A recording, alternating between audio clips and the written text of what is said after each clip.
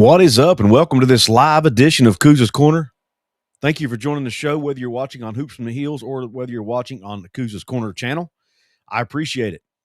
We are going to talk about West Virginia's collapse last night in college basketball against the Ohio State Buckeyes. 89-88 loss in double overtime after holding a 10-point lead at halftime and being up by as much as 16 in the second half. They totally fall apart at the end, allow Ohio State to get back in the game. They go to double overtime. And they absolutely cannot stop Bruce Thornton, who absolutely dominates the game in overtime. And the Buckeyes come out with a victory. We're going to talk about that game, and we're going to spend most of the show probably talking, though, about Ross Hodge. Was he the wrong hire for West Virginia? There are a lot of fans on social media who already think Ross Hodge should be fired. I'm going to address that, give you my opinion on it, and we're going to dive into it right now. Before we get started, I do encourage you, please hit the like button. That's a thumbs up button right below the video. It's free to do that. It only takes a second. Also, please, if you're in the live chat, all you have to do is X out, hit the X, close the box, hit the thumbs up, and then click the chat box again. It brings it right back up. That's what you do on a mobile device anyway. You can also subscribe to the channel if you haven't yet, whether you're watching on Hoops from the Heels or Kuz's Corner. Hoops from the Heels is a channel right now that's specifically geared toward West Virginia basketball only. And Kuz's Corner obviously is all WVU sports overall. Please subscribe to both channels. Thanks for joining the show. I will get to chats as we go through. If you want to make sure I see your comment in the chat, you can always drop me a super chat by highlighting the chat by hitting the $sign of the chat box. That highlights it, it will make sure that I see your comment, and I will address it.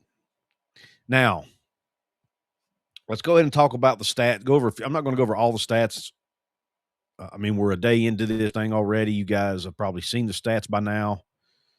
But nonetheless, there are some interesting stats that I want to touch on. The biggest stat to me in this game, one of the biggest things West Virginia struggled with all year is shooting the basketball. Well, this game, it was not a struggle. They shot 40% from the floor and 46% from three. They shot the ball well in this game. Well enough that they should have won the game. They defended well for the first, 30 minutes maybe? 25 to 30 minutes, they defended well. But Ohio State was able to make adjustments on offense and found a couple of weaknesses in the West Virginia defense, and West Virginia did not adjust. And Ross Hodge admitted at the end of the game in his interview with Tony Caridi and Brad Howell that he did not – I didn't hear this, but this is what based on some chats I'm in, group chats, apparently he admitted that it was his fault. He didn't make adjustments accordingly. And I 100% agree with that. And I'm going to go on a little bit of a rant just in the state of basketball overall, especially college basketball. I don't understand, and I don't know that a zone defense would have been the answer here, but why do coaches at that level of basketball absolutely refuse to play zone defense? A zone defense is especially if you're playing a team who's bigger than you or more athletic than you, maybe more talented, a zone defense is a good way to try to help alleviate some of that. But I don't understand the reasoning behind coach. Maybe some of you know the answer to that question or have a theory.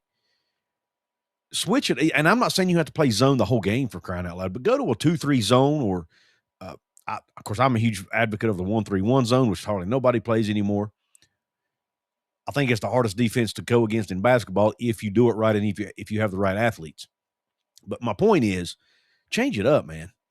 Why do coaches, and it ain't just Ross Hodge, it's coaches around the country, they flat out will not play a zone defense, and I don't understand it. It doesn't make you less of a team or less of a coach heck, Jim Boeheim won national championships playing a 2-3 zone. I just don't understand it. But nonetheless, he didn't switch it up. He kept Jasper Floyd on Thornton, who had done a great job. You look through the first and second half of the game, Thornton only had 11 points. He had 9 points. He scored 12 of his points in the 2 overtime periods on 4 of 5 shooting from the floor and 4 of 5 from the free throw line. He absolutely dominated in overtime periods, and they waited until the last possession to try to make an adjustment, and that adjustment didn't work either. But he just flat out bullied the West Virginia defense in the 2 overtime periods, including Floyd, who, again, up until that period had done a pretty good job. Now, I was on social media last night advocating for Amir Jenkins to get more playing time. But maybe that was the wrong thing to do at the time, because I do understand Floyd is a better defender than Amir Jenkins right now. I like Amir Jenkins on the offensive end most games. Now, last night, Jasper Floyd was actually the leading scorer for the Mountaineers in the first half. Were it not for Jasper Floyd's offense, they're not up by 10 at halftime, and this is not even a basketball game. So I don't want to put too much blame on Jasper Floyd here. But at the end of that game, Coach Hodge should have made some adjustments and either taken Floyd off of him, put somebody else on him, or done something. I don't know what the answer is. Again, maybe try going to a zone. That's probably what I would have done. But, again, that's probably why I'm not a college basketball coach. But nonetheless, Coach Hodge did admit it was his error and his fault, and I do respect him for that. But you got to also give hats off, to Bruce Thornton of Ohio State. He played a heck of a basketball game. The guy's averaging 21.7 points a game for a reason. He's one of the best guards in the country for a reason. And he showed it last night when he absolutely took over that basketball game. He was the best player on the court last night, at least in the last 2 overtime periods. Now, Honor Huff played well too, dropping 24 points, shot the lights out, makes some huge shots down the stretch. Hats off to him. Brennan Laureate played well last night for the Mountaineers, dropped 18 points, also had 8 rebounds on the night. So, there were some really positive or 7 rebounds, I'm sorry. There were some positive performances by the Mountaineer players. Floyd, 14 points, 6 rebounds of his own. Shot 2 for 2 from 3. Laureate shot 3 for 3 from 3. Huff was 5 of 13 from 3. So there were some good positive performances, but, man, as a team, they blew it at the end. They did not, for a team that's prized himself on playing tough defense, they did not do that down the stretch, and that allowed Ohio State to win this game. As far as offensively, West Virginia, picked the wrong time of the game to start missing a lot of shots. Outside of Huff, they really didn't have anybody scoring the ball there in those 2 overtime periods until Laureate made that 3 there near the end of the game. But they need to find somebody else to step up and be a consistent second scorer for them, because Tracy Eaglestaff, that young man is just not getting it done offensively. He continues to struggle mentally. He misses a couple shots and he completely shuts down. Like he just stopped shooting the basketball. There were 2 or 3 times last night he drove the ball to the rim, had shots, and instead of trying to shoot it, he would try to throw it back out and make a hard pass when he should have just shot the basketball. And he's in his own head. He's in a mental slump right now. The young man needs to just shoot the basketball. I don't care if you're 0 for 3, 0 for 4, you've got to shoot the basketball. The only way you get out of a slump is to shoot your way out of it, and he won't even try to do that. He lacks confidence right now for whatever reason. He's not comfortable. The games that he's been comfortable, he has played really well. But for whatever reason, he's just not able to get comfortable in every game. And, hopefully he can get that fixed. And, hopefully it's not too late, because they're getting ready to start Big 12 play here in a couple weeks. And they start a gauntlet. So he better get himself right and do it quickly. Let me go here. I do have a super chat I want to get to here real quick before we jump into the Ross Hodge conversation. Painter's Plan. Thank you, sir, for joining the chat. Thank you for the $5 donation. He says, lousy loss, period. It was. That's 2 times this year West Virginia has blown large leads late in the game. They blew, I think it was an 11-point lead against Clemson, and now they blow a 16-point lead against Ohio State, a team who lost to Pitt at one point earlier this year. I think it was only by 1 point, but still. They were a beatable team. West Virginia should have won that game last night. They dominated the entire first half and the first few minutes of the second half. So there were no excuses for losing that game. WVU fan 13 in the house, he says you could see the Hodge wanted to center around Eaglestaff at the beginning of the game. He went 0 for 6. Yeah, and he didn't play hardly any down the stretch. When you look at his overall minutes in the game, he only played 20 minutes of that game. Of all the starters, he played the least amount of minutes. Obio Hall played 23 minutes. He struggled again, only scored 4 points, only had 4 rebounds. Again, for a guy who's 7 foot tall, it's not, he's not scoring enough around the rim, in my opinion. Now, he did some good things defensively. Both of those guys did some good things defensively, but Offensively, your best lineup offensively is right now is probably Floyd, Huff, Moore, Jenkins, and Lorient. That or not Jenkins, but Fields and Lorient. That right now to me is your best five as far as the guys who are playing the best right now. Amir Jenkins coming off the bench. And I would, I might even put Eagle Staff coming off the bench too, which I've mentioned before. But anyway, I do appreciate the donation, WVU fan or the super or the chat comment, WVU fan 13, and Painter's playing again. I appreciate the super chat, man. It means a lot.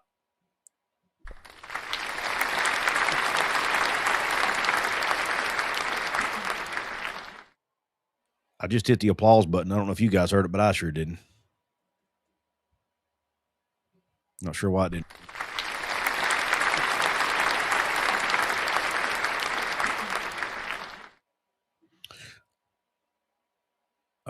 Raven thinks that DJ Thomas has proved himself in multiple games. He deserves more playing time. I would have no issue with that either. It's obvious. I would say Ross Hodge has been too loyal, but I don't know that that's the case because I think last night, there are a lot of fans saying he's been too loyal to Floyd and Lorient. There were a couple games this year I would have agreed, but last night not necessarily the case. I would like to have seen Jenkins get more minutes, but again, as good as Floyd was playing defensively against Thornton earlier in that game, it was probably the right move to keep him in it. But once you actually sit back and think about it and look at it and take the emotion out of it, I think it was the right thing to do. But let's go ahead and jump over and talk about Ross Hodge. A lot of fans were already off the Ross Hodge train. They already want him fired. It's time to move on. He was the wrong hire. I want to talk about that a minute. Before we do, though, I want to remind you to check out our website, wvsportschat.com, where you find written content on the Mountaineers. The folks who designed that site, Appalachia Digital, are sponsors of the show. I want to thank them for their sponsorship, their partnership. If you want to build a new website or you want to improve your current site for your small business or your blog or whatever you have, go to appalachiadigital.com/Coos. Let them know I sent you. They can hook you up, get you found easier on Google with SEO optimization services. They do all that stuff. So go check them out, appalachiadigital.com/Coos, and thank them for their support here and over on the website, wvsportschat.com. Or if you type in coosascorner.com, it'll also take you to the same landing page. But anyway, let's go ahead and dive into the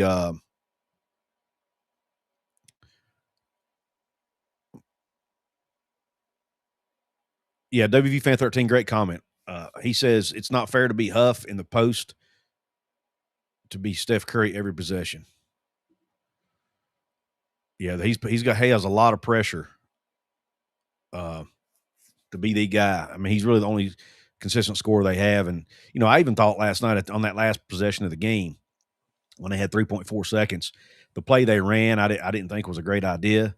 I thought as fast as Honor Huff is, I would have just given him the basketball, let him dribble up the court as fast as he could and get a shot off. I mean, that you have a better chance of winning that way. And I know some fans, they were double teaming him. Set him a screen.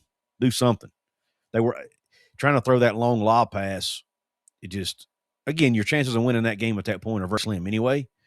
But you got a guy like Huff, you've got to get him the basketball.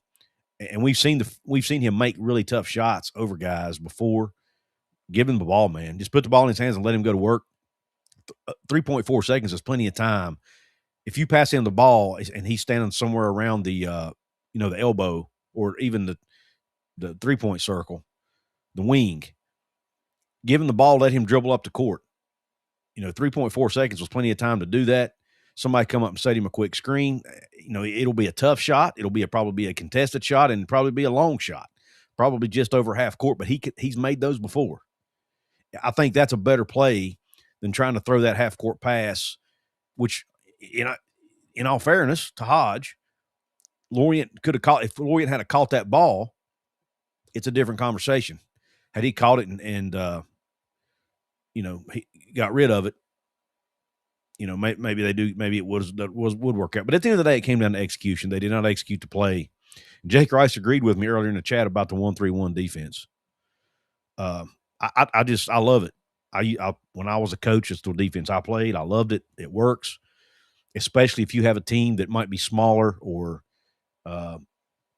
maybe you don't have as much raw talent on your team, things like that. And if you got kids who are dogs who will get after it and who will hustle, it's a great defense, especially if you got some quickness and some speed on the court or some length. It really works, in my opinion. WVU Fan 13 doesn't think Hodge is a problem. I do think that his defensive scheme needs to be tweaked. Running the play clock down to under 5 seconds is killing us. We are not looking for the best shot. I don't I don't necessarily – the running the shot clock down to me is not an issue. The issue to me is they're just not able – even with that, they're not able to get shots off. Running the shot clock down will work if you execute they're just not executing it. I don't know if they don't have the guys to execute it. I don't know what the reason is, but it is frustrating at times. It's not necessarily the funnest basketball to watch at times, to be honest, but it's what Ross Hodge has always done. It's how he coaches. It's who he is. So we better get used to it. And if he can start winning games, I don't think we'll care. Seymour Wang says, well, WVU is not a great team. This is the type of season we expected from DeVries last year. The difference to me is that this team doesn't have Small to bail them out. Absolutely. And that's actually a great segue into what I want to talk about next.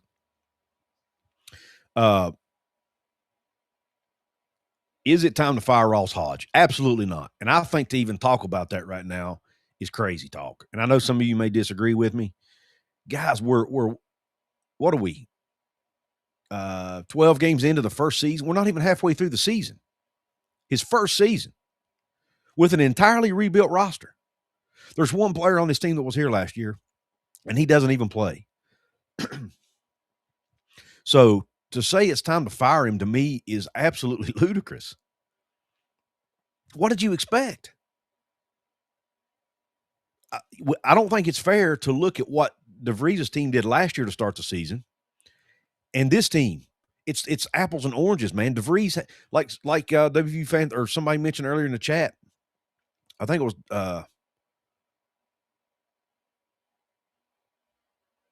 was it anyway, whoever just said it. He doesn't have Javon Small to bail him out. Seymour. He doesn't have Javon Small to bail him out. There's no Javon Smalls on this team. Honor Huff's a good player. He's not Javon Small. He's a better three-point shooter probably than Javon Small. He might be a better overall shooter of the basketball, but he's not as good an all-around player. Javon Small was an NBA talent. I don't see an NBA talent, no offense to these guys, but I don't really see an NBA talent on that roster. And he was the main reason that team was so good, especially after Tucker went out. You had somebody that could just come down and will himself to make a play. Honor Huff can do that at times, but at only 5'10", it's hard for him to do that every time because it's hard for him to score in the paint. So that's, I don't think it's fair. And just take a look at DeVries at Indiana this year. Everybody thought he was going to be so great.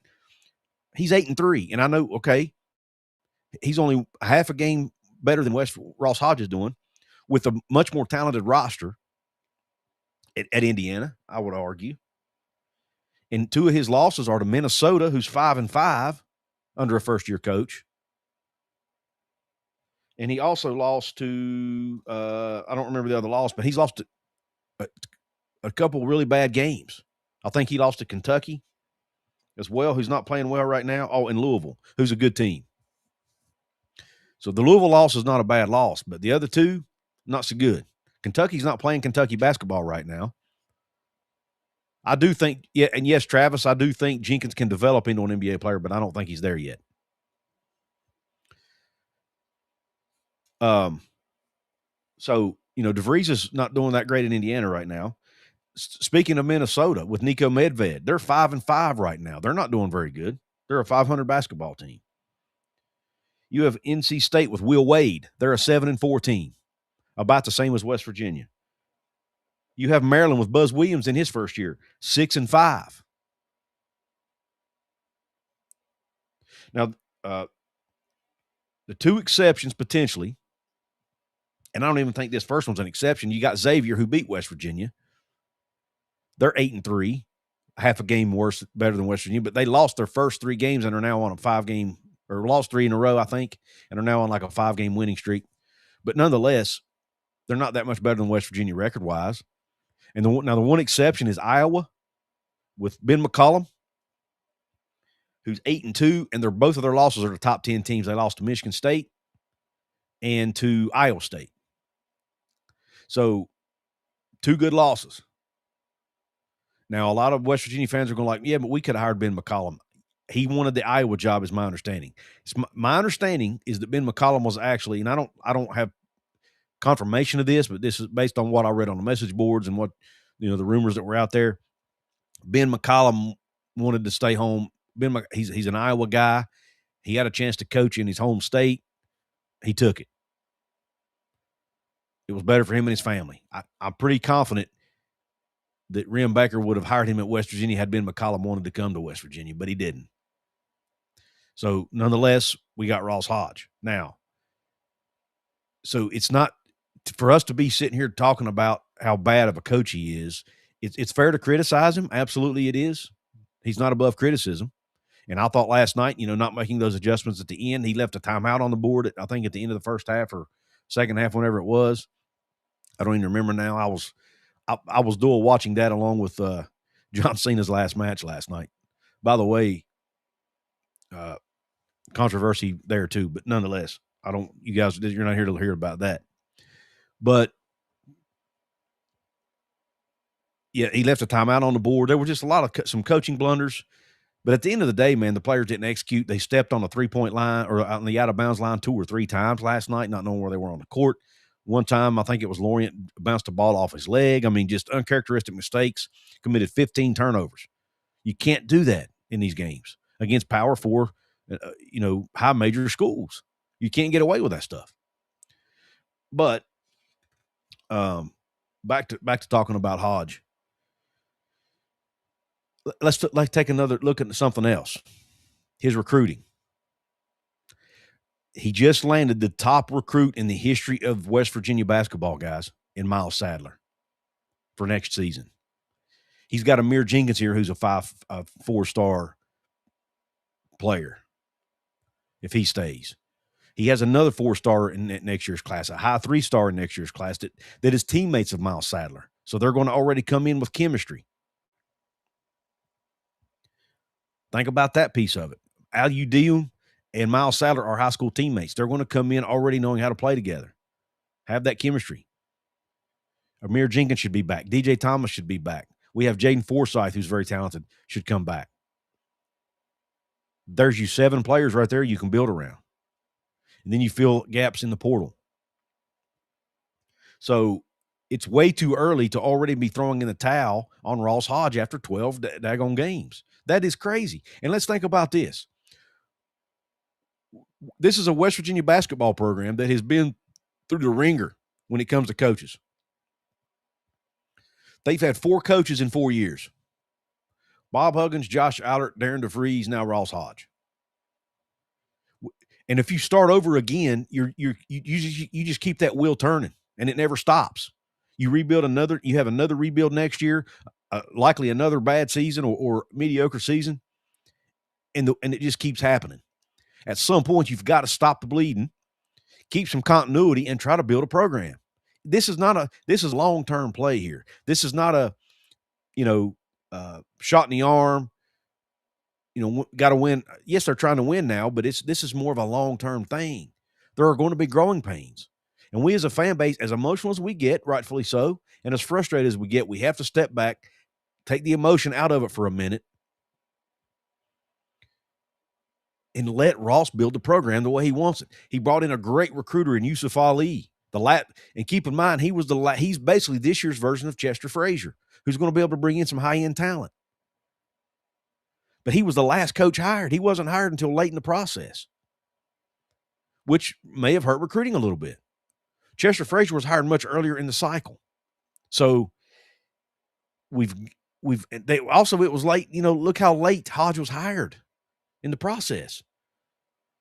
With Eilert as the interim, they were able to get a head start on the process for hiring DeVries because they knew it was going to be Eilert's only year,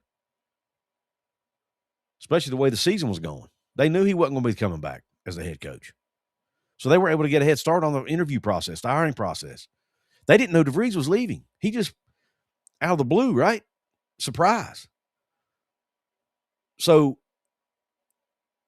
he didn't have time to build. He probably didn't have enough ample time to build the roster the way he wanted to build it. Same thing Rich Rod's doing in football.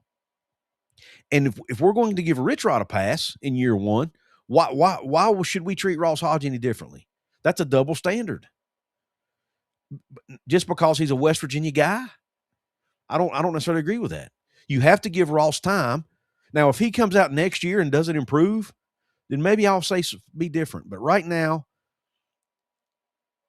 we can't. This is not going to be, unless they pull a rabbit out of a hat. This is not going to be an NCAA tournament team. They might win 4 games, 5 games in the conference, maybe. As good as the Big 12 is, and the first 4 games they play are Kansas, Cincinnati, Iowa State, and I think Arizona. Correct me if I'm wrong. So we played 3 of the best teams right out of the gate. Welcome to Big 12 basketball, Ross Hodge, right? He's baptized by fire. And speaking of that, we have to understand, too, that this is Ross Hodge's first year coaching a big program, a high major program, a Power 4 program. I'm sure there is a learning curve for him. So give him some grace, man. Give him some runway, because he doesn't have a Javon Small and wasn't able to recruit one. But when you look at the recruiting he's doing with, by getting Amir Jenkins, he was a top 75 player. By being able to get Miles Sadler, a 5-star, another 4-star next year in Kingston Whitty, and Aliu Dium's coming in. Jaden Forsyth was a highly rated recruit this year. You have to give him some grace and some time. Let's take the emotions out of it. Browns and Beards, thank you for the comment, young sir. He says, and with how far North Texas advanced in the NIT, that was an even later start to the portal recruiting. Absolutely. They made it all the way, I think, to the semifinals of the NIT last year, maybe even the championship. I don't remember, but nonetheless, they made it deep in the tournament. And he wanted to stay on with his team, and rightfully so. And we all respected that, talked about how we admired his loyalty. And now all of a sudden we want to crucify him for not being able to recruit. I mean, let's use logic. We get them. Yes, I got frustrated watching the game last night too, just like everybody else. And it's probably honestly a good thing I didn't come on here and do a show right after, because I probably would have been overly emotional. But once you sit back, give yourself time to think, understand put context around the situation. What did we expect? I think this team.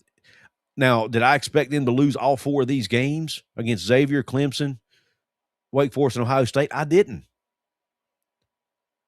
But if you think about it, 2 of those games were right there for the taking. They just collapsed at the end for whatever reason. And I saw one person on X make a point that really Ross Hodge, this team according to this person anyway, and I don't remember who it was, said with the talent level he's got, we probably shouldn't be as good as we are. But now I don't know that I agree with that. I think there are some talented guys on that roster. But my point being is we got to pump the brakes, man. It's talking about firing a coach 12 games into his first year with a brand new roster is ludicrous. Ludicrous. It's fair to criticize him for decisions. It's fair to say he's not doing a good enough job. But to go as far as to say to fire him, and I didn't even want to put the word fire on my thumbnail because I thought it was just overly negative and I didn't want to be clickbaity. But I do think it's fair to have this conversation about was he the right hire. I don't think we know yet. We don't know yet. This is not enough time to judge that. We need to give him at least 1 more year, maybe 2. Because of where this program was at before, with two back-to-back total rebuilds, really three if you think about the Josh Eilert year. There was a bunch of new guys coming in that year too. You've got to give a coach time to build the program the way he wants to build it, man. You can't just keep changing every year. That's not a winning formula. So anyway, that's my rant. That's my 2 cents on that. But I want to know what you all think. Let's go ahead and get to the comments. We've got Lifted Diesel in the house. He says, no, I may just be thinking my own way here, but I feel like if you start talking about wanting to fire a first-year coach, I feel like that affects your recruiting. It possibly could. I don't think it has a huge effect on it, but I think it could. Absolutely. Now, if they don't win a lot of games this year, that could have an impact on it too, in all fairness. But I just don't think it's good. It's not good for the psyche of the team. It's not good for, I actually recommend they stay off social media, but they won't. But again, it's these players and these coaches are not above being criticized, but saying they should be fired is to me, at least right now. Now, if we're still having this conversation 2 years from now, by all means, go right ahead and say that, because I might be right beside you. But right now, way too early, man. It's way too early to pass judgment on this coaching staff. You have to give them a year to recruit their types of high school kids, a full portal recruiting cycle to get, if you want to call it that, but a full portal window to get their portal guys in. Another, now that the revenue sharing is fully, we got to keep in mind too, the revenue sharing is now a part of it. We need to give them time to use that to their advantage. That wasn't there a year ago. So that might be able, West Virginia may be able to entice better players out of the portal. Players love to play for Ross Hodge. That's obvious. You hear players talk about him. You hear, how glowing Brendan Lorient and Jasper Floyd are about him. You can tell he's a player's coach. They love to play for him. So I think with the recruiting ability of Yusuf Ali and the likability of Coach Hodge and the way he coaches, I really think, in the way he is, building a culture and whatnot, I think they will be able to get some really talented guys out of the portal this year, from potentially even from the Power 4 level. So let's see that play out. See how, can Miles Sadler come in and be an instant impact player next year as a true freshman? How much better can Amir Jenkins be next year if he stays? If all this pans out, West Virginia can end up being a really good basketball team next year and even better 2 to 3 years from now. We have to give Rich Rodriguez and Ross Hodge both time to build the program, instill their culture, and 12 games is not enough time to do that, guys. It's just not. It's just not. We got Jimmy McKinn in the house. Says, don't blame Trace and Eagle staff fans. Is doing what he can. The Big 12 teams are struggling a bit, not just us. Got John Schaefer in the house. I have watched us drop big leads due to body size. That's a part of it too. That was one of my fears in the preseason. I talked about that. None of the big bodies. They did have Obioha, but that's it. You saw when he put Lorient on Thornton there in that last possession, he just bullied him, man. Just pushed him backwards. Lorient did the best. Lorient didn't bite for his ball fake, or his head fake, but he still was able to get a shot up over him, and he just couldn't do anything with him, man. Lifted Diesel says, I don't hear anybody saying fire Coach Rod. This season was horrible too. It's the first year. LOL. I'm sure there's people, but you get the point. Yeah, exactly. Hold him to the same standard.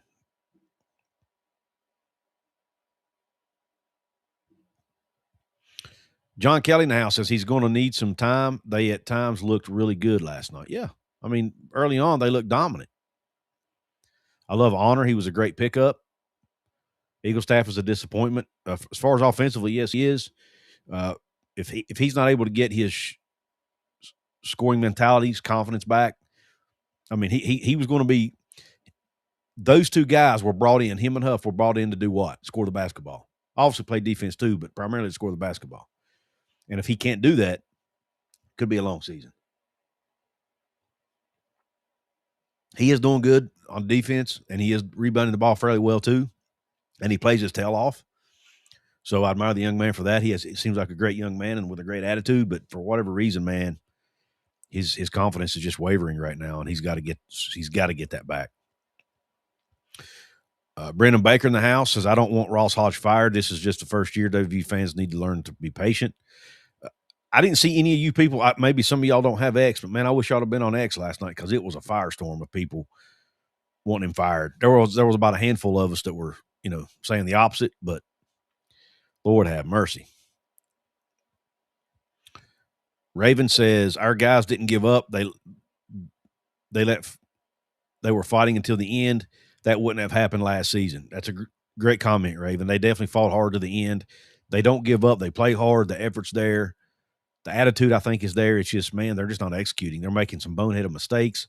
Again, turning it over 15 times, standing on the out-of-bounds line multiple times, bouncing it off your leg, and stuff they weren't doing earlier in the year. It's like, and I tell you, they struggled to handle the press a little bit at the end, I noticed too. I'll tell you what I did like. Let's be positive for a second about Coach Hodge. When he let Honor Huff bring the ball up to court and put the ball in his hands and let him go to work there in the overtime, I thought that was a great adjustment. Because you force the defense, then, okay, he's got the ball in his hands. It puts pressure on the defense to make sure they know where he's at all times, and he can draw double teams and then dish it like he did. When he drew that double team, he kicked it over Loint for that three. He can drive it to the lane and kick it over to teammates for dunks. He did that a time or two. I actually like that. And I would not mind if they use that a little bit more. If Honor's going to continue to be your only scorer, maybe it won't work to do for a full game because it will just wear him out. But if you use it strategically at certain times in the game, I think it could be a strategy they could use. And he seems like a pretty decent ball handler, like he handles the ball well enough to do it. So it'll be interesting to see if they use that more frequently. This is another comment I heard a lot. Ross Hodge meet Neil Brown. I do. It's hard not to see the similarities there. It really isn't. But again, Neil Brown had 6 years. Ross Hodge is in game 12. So let's not quite go there just yet. All right. Your title known as disturbing. Apparently, you didn't look at the question mark, the big red question mark I put on the thumbnail, bud. I could have said, is it time to fire? And I didn't. So, I mean, you clicked on it and you're here in the chat. So what's that tell you? John Kelly says they played hard. If you're overly positive, let's just be honest. If you don't put a good thumbnail and something that makes people want to click on the video, they don't click on the video. And then I don't get any views. And then there's no point in me doing this. So, I'm not going to, anyway, it is what it is. Raven Grady in the house. Travis says if we have 15 turnovers against Iowa State, they will embarrass us. Ross will figure it out. We might be a 15 to 17 win ball club. I don't think we'll get to that many. Think about this. Let's do the math. They have played 12 games. They've won 8.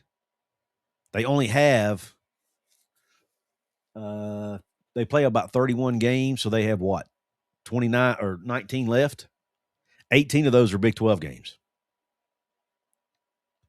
They're going to beat Mississippi Valley State. That'll be win number 9. But realistically, how many Big 12 games do you think they can win? Actually, I might do a whole video on that. I've touched on that a little bit already. I changed my expectation from 18 wins down to 14. And I think that's probably about where we need to be. I did that, I think, after it was either the Xavier game or the Clemson game. I changed it to 14. And I think that's about where I'm at right now. I think a 14-win basketball team is about where we are. And let's not forget, John Beilein didn't win a lot of games his first season at West Virginia. Bob Huggins didn't win a lot of games his first season at West Virginia. First-year coaches typically don't win a lot of games, y'all. Last year was an anomaly. We have to stop comparing it to last year because there was an NBA-level player on that roster. That changes everything. Basketball is a game where one player can have a massive effect on your entire team because there's only 5 guys on the floor at one time, more so even than football, outside of maybe your quarterback. So it matters, especially when he was the point guard too. That makes it even more impactful, potentially. When you have an NBA caliber player on your roster, that's going to give you extra more wins just by itself. And I don't see an NBA player on this roster, at least not right now, that's NBA ready right now. I mean, again, Amir Jenkins, I think can be. I see some Miles McBride in him, but he's not there yet. We got to remember he actually enrolled a year early. He reclassified for the 2025 class when he was originally supposed to be in the 2026 class. So, he might need, physically he might not be there yet. We have to keep that in mind with him. That's why I'm so excited about him. The future's so bright for that young man. I'd love to see him get more playing time, but for whatever reason, I guess Coach Hodge felt like he wasn't ready yet last night to play down the stretch. And plus, again, Floyd was playing well. Up until the overtime periods, he played pretty well.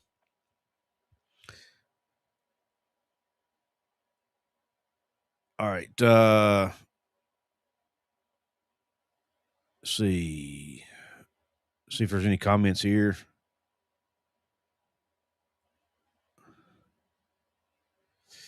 Lit the Diesel says, people like you wanting a new coach fired is a way to get 5-star recruits to be like, yeah, I'm not going there. They already want their coach fired.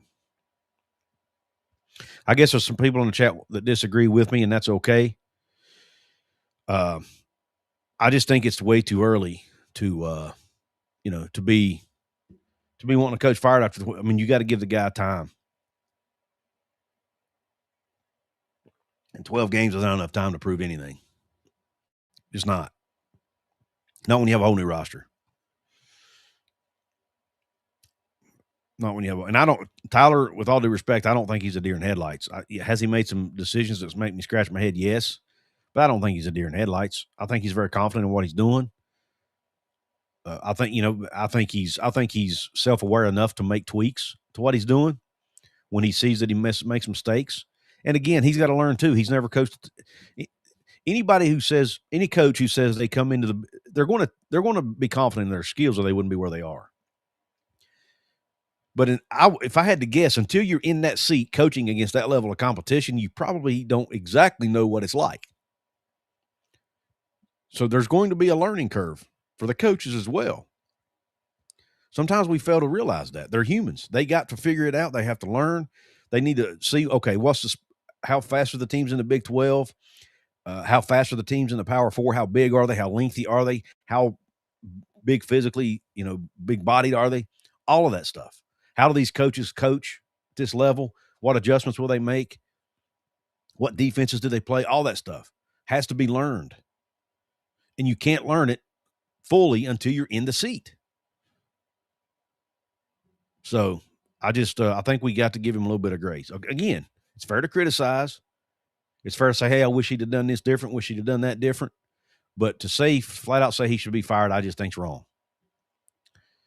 Hence the question mark in the thumbnail.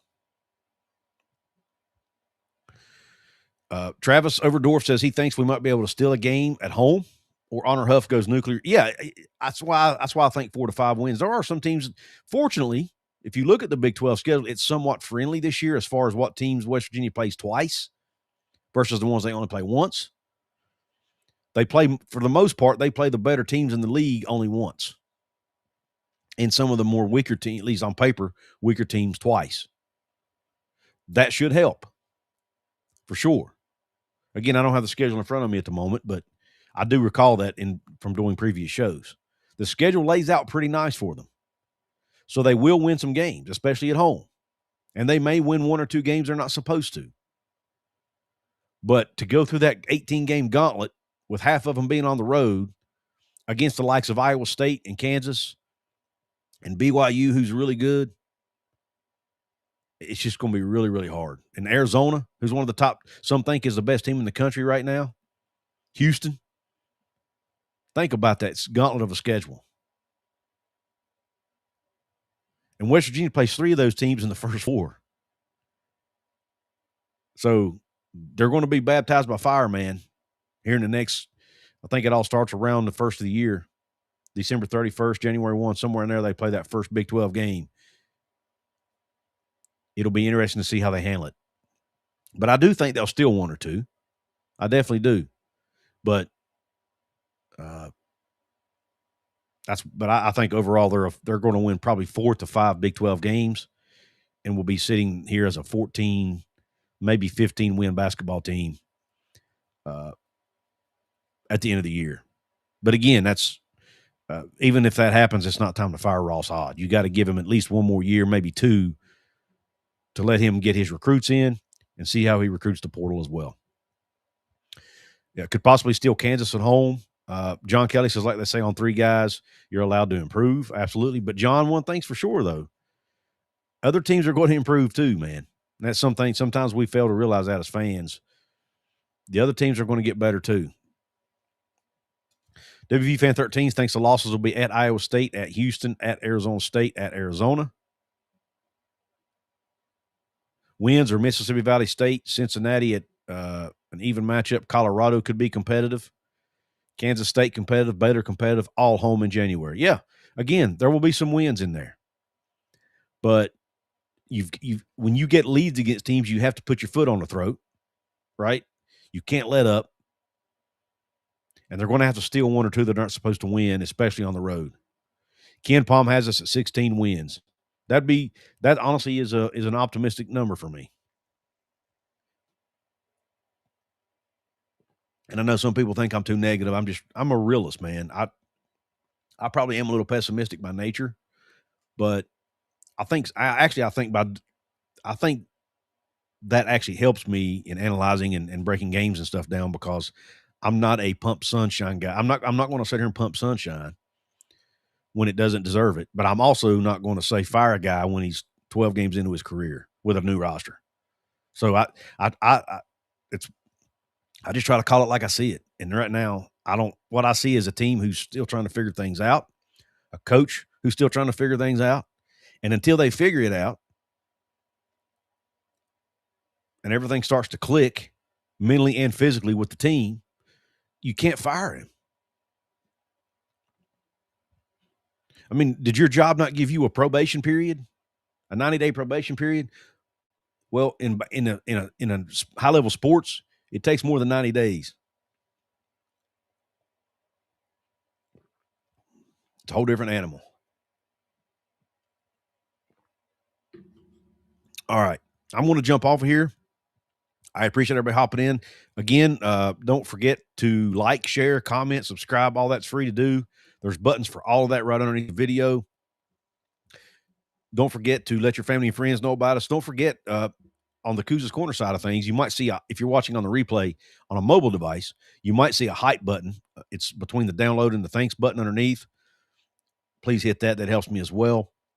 Be sure to turn on notifications. You'll get notified of future uploads and future live streams I do. Thanks again to the Rogue Sports Network for partnering with me over at Couz's Corner.